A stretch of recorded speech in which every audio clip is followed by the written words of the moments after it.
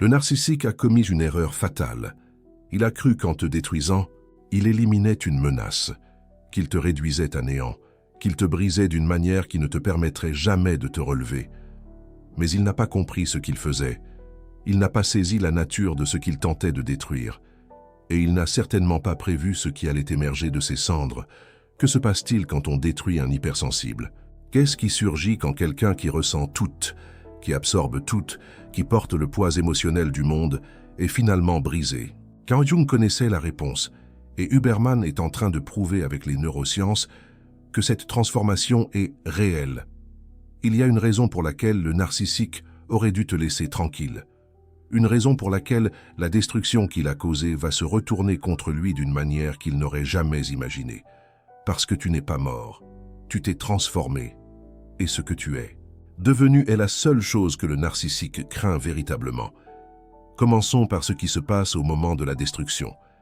Quand toi, en tant que personne hautement sensible, tu t'effondres finalement sous le poids de l'abus narcissique, la neuroscience documente cela de manière précise. Les personnes hautement sensibles possèdent ce que les chercheurs appellent la susceptibilité différentielle. Cela signifie que tu traites les expériences avec plus de profondeur que la plupart des gens. Tant les expériences positives que négatives t'affectent avec plus d'intensité. Quand tu étais victime d'abus, cette sensibilité a amplifié chaque douleur, chaque manipulation, chaque moment d'invalidation. Tu ne faisais pas qu'être blessé. Tu étais en train de traiter ce dommage en couches que les personnes moins sensibles ne peuvent même pas atteindre. C'est pourquoi la destruction a semblé si complète. Parce que pour toi, elle a été profonde d'une manière que le narcissique, avec sa capacité empathique réduite, ne pourra jamais comprendre. Mais voici ce que personne ne t'a dit à propos de cette profondeur. La même configuration neurologique qui a permis à la douleur de te pénétrer si intensément permet aussi à la guérison de te transformer de manière radicale. Les chercheurs appellent cela l'effet boost. Les personnes hautement sensibles ne souffrent pas seulement plus des expériences négatives, elles bénéficient aussi plus des expériences positives. La thérapie fonctionne mieux sur toi. Le soutien émotionnel t'impacte plus. Quand tu commences à guérir, tu guéris plus profondément que d'autres personnes ne peuvent le faire. Le narcissique a parié qu'en te détruisant, il créait une épave permanente. Mais il n'a pas compté sur la plasticité de ton système nerveux. Il n'a pas compté sur ta capacité de réorganisation. Il n'a pas compté sur le fait que les systèmes sensibles sont aussi des systèmes adaptatifs. Jung a cartographié 4 chemins qu'un empathique peut emprunter après la destruction narcissique. Et chacun de ces chemins raconte une histoire différente. Sur la transformation, le premier chemin est celui de l'empathe dissous. C'est le chemin de l'effondrement.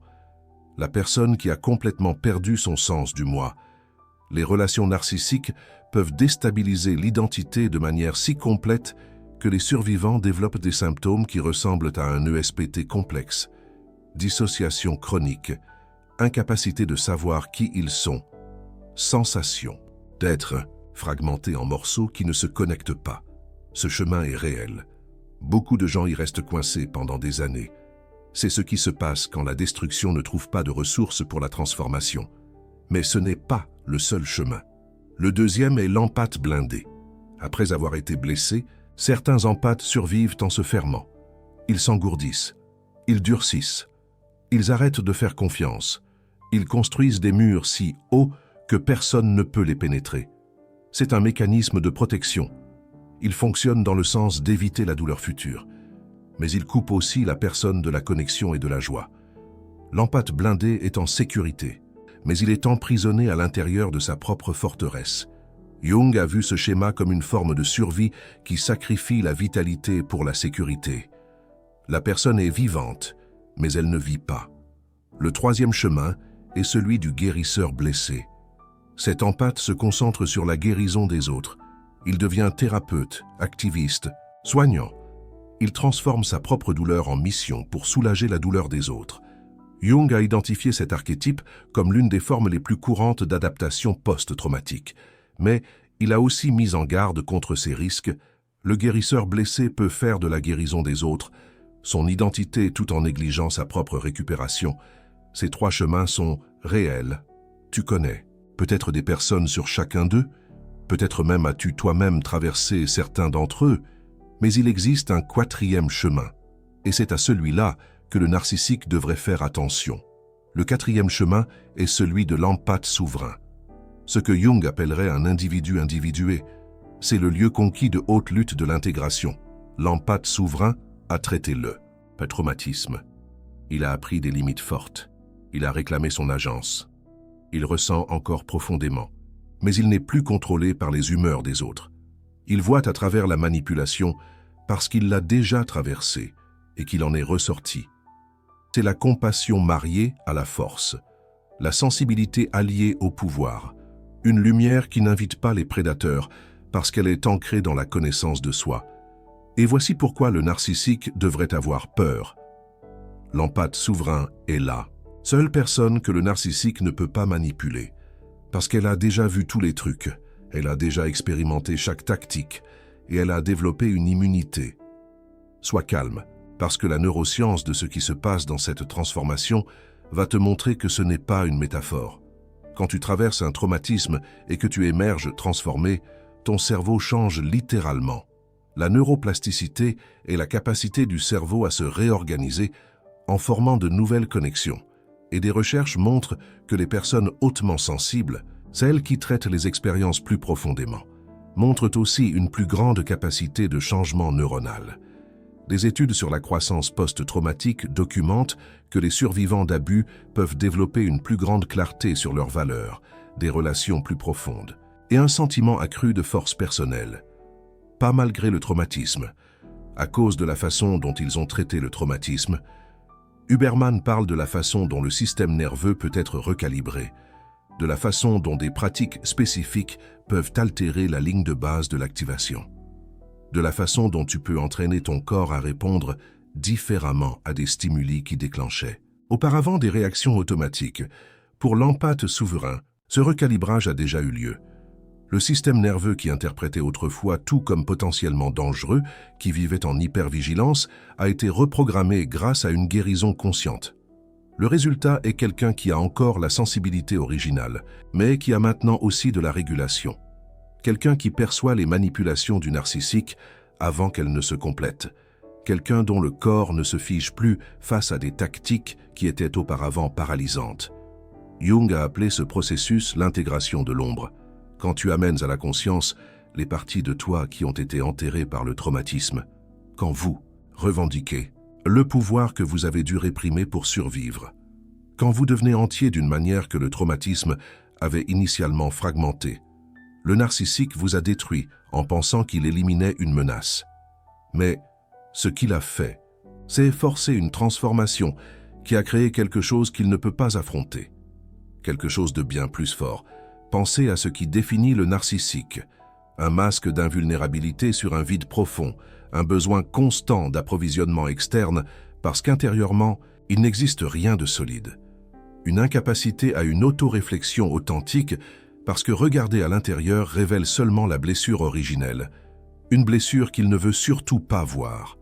Maintenant, pensez à ce qui définit l'empathe souverain, la vulnérabilité intégrée à la force, la capacité d'être seul parce qu'il existe une substance intérieure, une aptitude à voir à travers les masques parce qu'il en a déjà porté et les a abandonnés.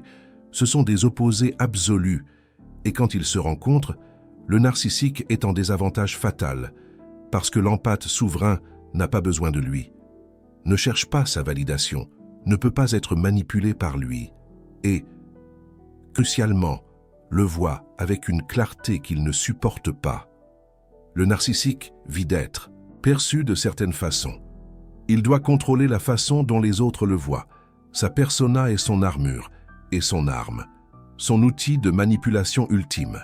Mais l'empathe souverain voit à travers la persona, voit le vide en dessous, voit l'enfant blessé qui n'a jamais grandi, voit la fragilité que toute cette agressivité essaie de cacher. Et cette vision est insupportable pour le narcissique, parce qu'il a construit toute son existence pour ne jamais être vu de cette façon, pour maintenir l'illusion à tout prix. Carl Jung a écrit que nous ne pouvons rien changer tant que nous ne l'acceptons pas. La condamnation ne libère pas, elle opprime. L'empathe souverain ne hait pas le narcissique, il le voit simplement, Et pour celui qui vit de projections et d'illusions, être vu est la plus grande menace possible. Il existe un moment spécifique qui marque la transition vers la souveraineté. Jung l'a documenté dans ses écrits sur l'individuation. C'est le moment où vous arrêtez de vous demander pourquoi il m'a fait ça et commencez à vous demander ce que cela a réveillé en moi.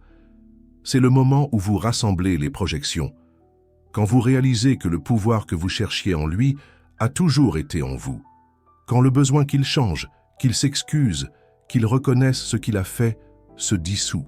Simplement, non pas parce que vous le pardonnez au sens conventionnel, mais parce qu'il devient irrélevant pour votre propre parcours. Il n'a plus d'importance. Les chercheurs en transformation post-traumatique ont observé que les survivants qui atteignent une croissance authentique rapportent fréquemment un calme inhabituel, une paix qui semble incompatible avec la violence de ce qu'ils ont vécu. Jung a documenté cela comme le moment où quelqu'un intègre ses capacités intellectuelles à son intelligence émotionnelle, quand la fragmentation cède la place. La cohérence. Quand vous n'avez plus besoin de dépenser de l'énergie à maintenir des parties de vous-même séparées, ces empathes transformés n'attaquent pas, n'explosent pas de colère. Ils commencent simplement à dire la vérité, avec une clarté qui tranche à travers toute manipulation, avec un calme qui ne peut pas être déstabilisé. Et ce calme est la chose la plus terrifiante pour le narcissique. Parce qu'il est habitué à générer des réactions, habitué à provoquer des émotions qu'il peut utiliser, habitué à créer un chaos qu'il contrôle, mais vous ne pouvez pas créer de chaos chez quelqu'un qui a trouvé son centre. Vous ne pouvez pas manipuler quelqu'un qui n'a besoin de rien de ce que vous offrez. Vous ne pouvez pas détruire quelqu'un qui a déjà été détruit et renaît, tel le phénix. Andrew Huberman parle de la façon dont le cortex préfrontal, la région du cerveau responsable de la régulation émotionnelle et de la prise de décision, peut être renforcé grâce à des pratiques spécifiques. La méditation, la conscience corporelle, l'exercice délibéré de pause avant de réagir.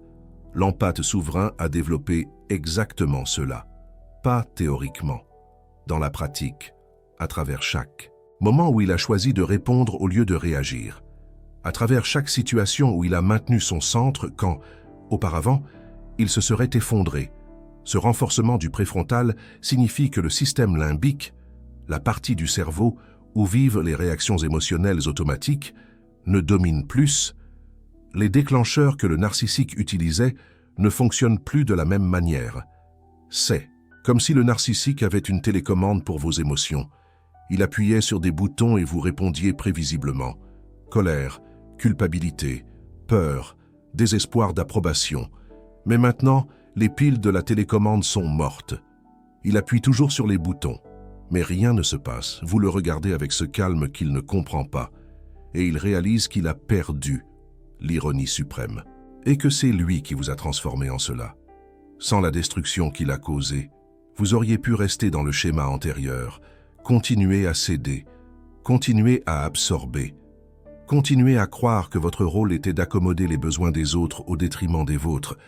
Mais il est allé trop loin, a brûlé tellement qu'il ne restait rien de l'ancien vous à préserver, et du vide qu'il a créé. Quelque chose de nouveau a dû émerger. Jung a écrit à ce sujet en utilisant des métaphores alchimiques, le processus de nigredo, le noircissement et la phase de dissolution.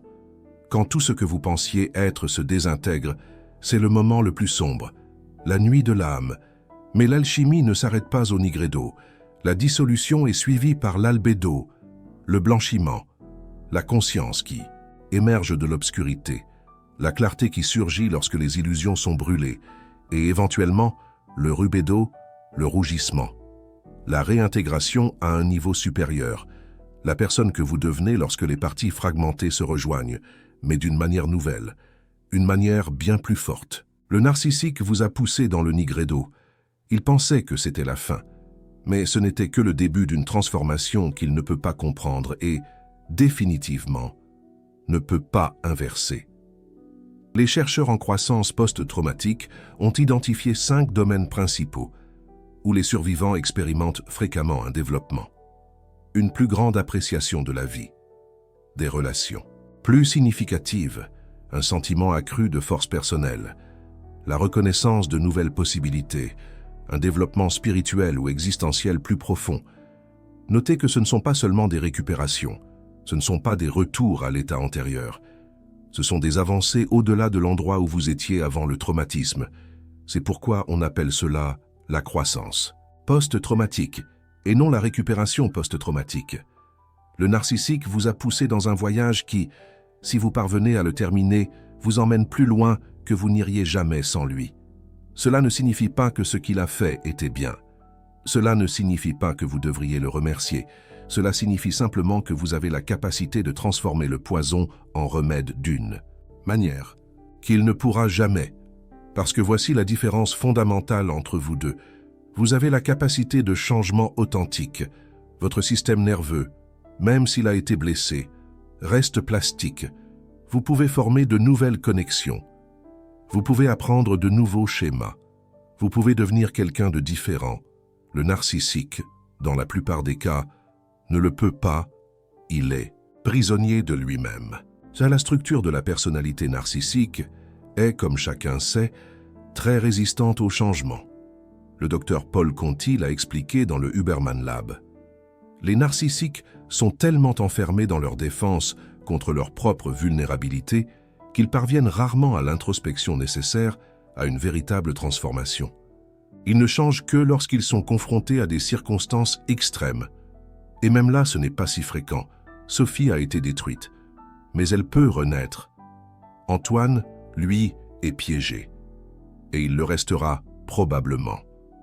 La souveraineté que Sophie a atteinte lui est inaccessible, parce que pour l'atteindre, il devrait faire exactement ce qu'il a passé sa vie à éviter.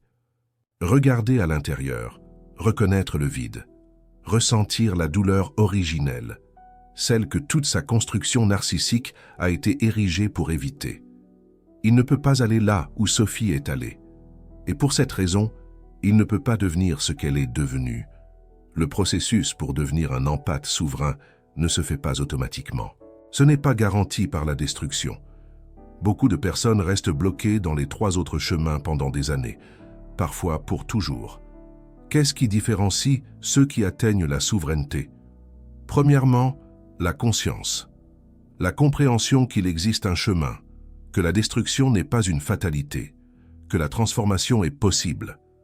Vous, en regardant cette vidéo, vous démontrez déjà cette conscience. Deuxièmement, les ressources.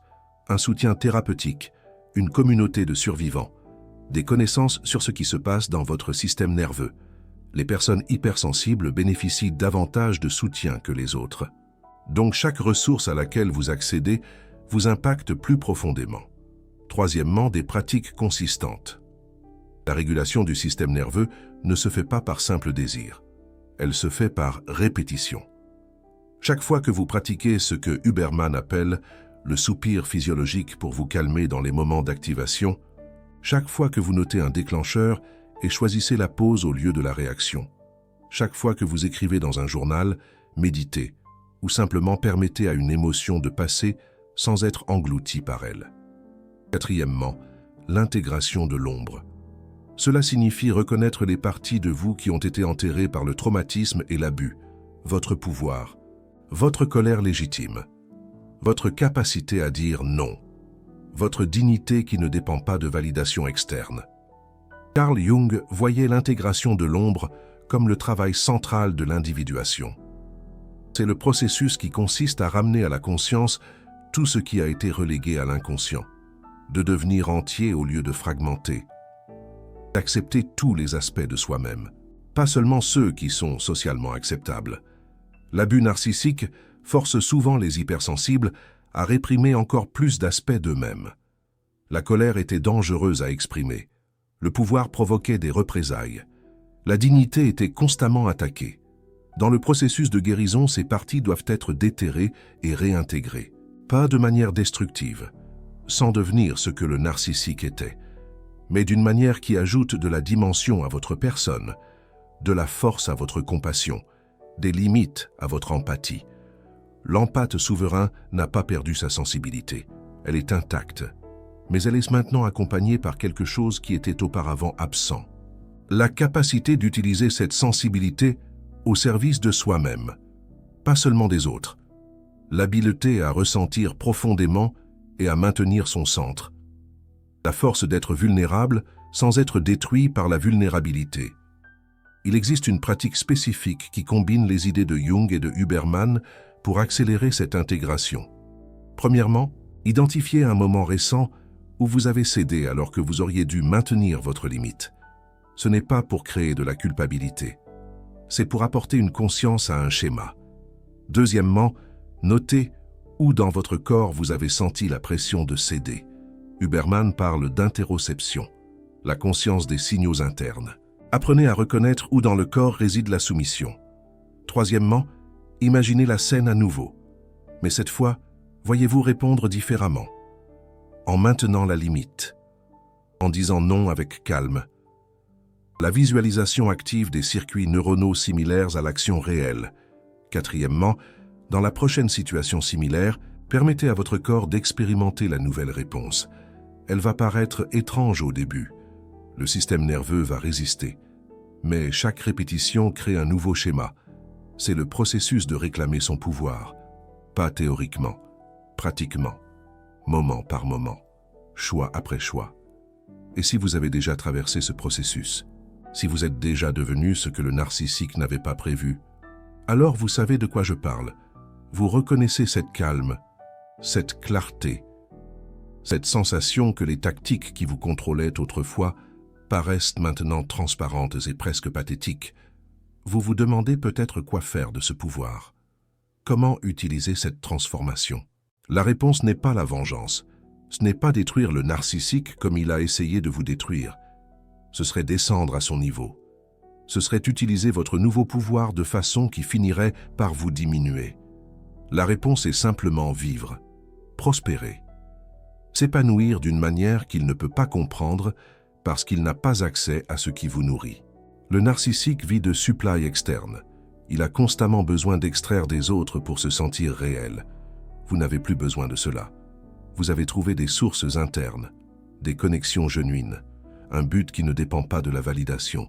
Votre prospérité est la meilleure réponse possible, non parce que vous essayez de prouver quelque chose à Antoine, mais parce que vous n'opérez simplement plus dans le même système que lui. Et voici la question qui peut vous aider à cartographier où vous en êtes dans ce voyage. Lequel des 4 chemins reconnaissez-vous en vous-même? Dissoute, encore fragmentée et sans sens du moi, blindée, protégée mais déconnectée, guérisseuse, blessée, focalisée sur les autres au détriment de soi-même, ou souveraine, intégrant force et sensibilité. Peut-être êtes-vous en transition entre les chemins. Peut-être avez-vous des éléments de plusieurs. Où que vous soyez, le simple fait de reconnaître est le premier pas vers le changement. Dites-nous dans les commentaires quel chemin vous identifiez, pas comme une compétition sur qui est le plus avancé, mais comme une cartographie collective d'un voyage que des millions de personnes font, souvent en silence et dans l'isolement. Si ce contenu révèle des connexions que vous n'aviez jamais vues, s'il vous donne un langage pour quelque chose que vous avez vécu, mais que vous ne pouviez pas articuler, il existe une façon de soutenir ce travail. Vous venez de recevoir une synthèse qui n'existe pas dans les livres, la connexion entre les 4 chemins jungiens post-abus et la neuroscience de la croissance post-traumatique. Rechercher cela, connecter ces sources, traduire dans un langage qui résonne, prend un temps considérable. Lorsque vous cliquez sur le cœur doré du Super Thanks, vous financez la prochaine révélation. Vous dites que ce type de contenu profond mérite d'exister. Vous faites partie d'une communauté qui veut comprendre, pas seulement consommer superficiellement.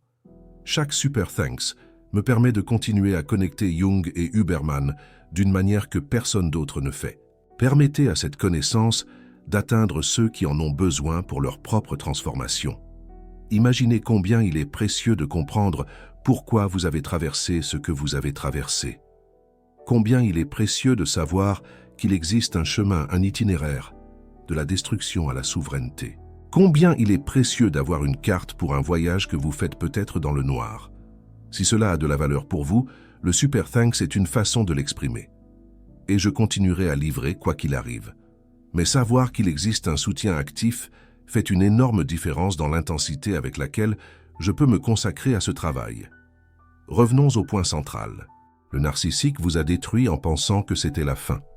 Mais il n'a pas compris la nature de ce qu'il essayait de détruire. Il n'a pas compris que les systèmes hautement sensibles sont aussi des systèmes hautement adaptatifs. Il n'a pas prévu que la même profondeur qui a permis la douleur permettrait aussi la transformation. Il a créé son pire ennemi. Pas parce que vous voulez le détruire, mais parce que vous êtes devenu quelqu'un qu'il ne peut pas manipuler, contrôler ou affecter. Quelqu'un qui voit à travers lui. Quelqu'un qui n'a pas besoin de lui. Quelqu'un qui s'épanouit à un niveau qu'il n'atteindra jamais. Jung a cartographié ce voyage il y a un siècle. La descente dans l'inconscient, la confrontation avec l'ombre, l'émergence transformée. Il savait que la destruction peut être le portail vers quelque chose de plus grand, plus vaste. Huberman est en train de prouver avec la neuroimagerie que cette transformation est réelle, que le cerveau change, que de nouveaux schémas peuvent être formés, que vous n'êtes pas piégé par ce que le traumatisme a créé, et vous êtes au milieu de cela, peut-être encore dans l'obscurité du nigredo, peut-être en train de commencer à voir la clarté de l'albédo, peut-être déjà dans le rubédo de la réintégration, où que vous soyez. Souvenez-vous que la destruction n'était pas la fin, c'était, perversement, le commencement de quelque chose que le narcissique ne comprendra jamais.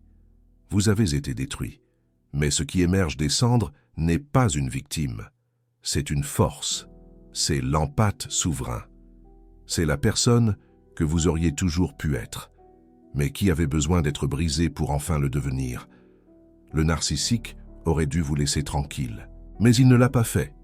Et maintenant, il va vivre avec les conséquences, pas les conséquences de la vengeance. Les conséquences de voir quelqu'un qu'il a tenté d'anéantir, prospérer de façon qu'il ne peut pas atteindre. C'est la réponse que vous donnez sans avoir à dire un mot. Votre existence transformée est la seule réponse nécessaire. Et pour le narcissique qui regarde ça, peut-être par accident, peut-être parce que quelqu'un a partagé, vous pouvez encore changer. Pas facilement, pas probablement, mais théoriquement. La même neuroplasticité qui permet la transformation de l'empathique est disponible pour vous. Mais vous devriez faire ce que vous avez passé votre vie à éviter. Regarder à l'intérieur, sentir le vide, reconnaître la blessure originelle. Et ça, comme vous le savez bien, c'est la chose la plus difficile qui existe. Pendant ce temps, les personnes que vous avez détruites deviennent souveraines, une par une, voyage après voyage, cendres transformées en feu. Et vous vous retrouvez de plus en plus seul dans cette forteresse vide que vous avez construite et que vous avez appelée pouvoir. Il y a autre chose qui doit être dit sur ce voyage. La transformation de l'hypersensible détruit à l'empathe souverain n'est pas linéaire. Ce n'est pas un escalier où vous montez marche après marche jusqu'à arriver au sommet. C'est plutôt comme une spirale. Vous passez par les mêmes thèmes à plusieurs reprises, mais chaque fois à un niveau de conscience différent. Il y aura des jours où vous vous sentirez complètement souverain, centré, inébranlable. Et il y aura des jours où un déclencheur vous ramènera à d'anciens schémas. Des moments où vous vous surprendrez à céder alors que vous devriez maintenir la limite. Des situations où l'ancienne programmation tentera de reprendre le contrôle. Cela ne signifie pas que vous avez échoué. Cela signifie que vous êtes en processus. Et les processus prennent du temps. Jung a écrit que l'individuation n'est pas une destination, c'est un voyage. Vous ne vous réveillez pas un jour complètement intégré et prêt pour toujours. Vous pratiquez l'intégration, jour après jour, choix après choix, moment après moment. Huberman confirmerait cela avec les neurosciences. La neuroplasticité est usage dépendante. Les circuits que vous utilisez se renforcent. Ceux que vous n'utilisez pas s'affaiblissent. Chaque fois que vous choisissez de répondre au lieu de réagir, vous sculptez votre cerveau dans une direction. Chaque fois que vous maintenez une limite, alors qu'avant, vous auriez cédé, vous créez de nouvelles connexions neuronales. Le narcissique n'a pas accès à ce processus. Il est piégé dans des schémas qu'il ne peut pas voir, et encore moins modifier. Mais vous ne l'êtes pas. Vous avez la conscience. Vous avez la plasticité. Vous avez la capacité de continuer à évoluer. Et c'est pourquoi, au final, la destruction qu'il a causée a été le commencement de quelque chose qui vous mènera bien au-delà de l'endroit où vous seriez si vous ne l'aviez jamais rencontré. Pas parce qu'il a été bon pour vous, mais parce que vous avez transformé ce qu'il a fait en carburant pour un voyage qu'il ne comprendra jamais. C'est la victoire finale, pas sur lui, sur les limitations que vous pensiez avoir, sur les schémas que vous pensiez permanents, sur la personne que vous pensiez être avant de découvrir qui vous pourriez vraiment devenir. Le narcissique a créé son pire ennemi. Mais plus important encore, il vous a poussé à devenir la meilleure version de vous-même. Et cette version n'a pas besoin de vengeance, n'a pas besoin de reconnaissance, n'a besoin de rien qu'il puisse offrir. Elle est simplement souveraine, intégrée, libre. Et ça, pour celui qui vit de contrôler les autres, c'est la défaite la plus dévastatrice possible.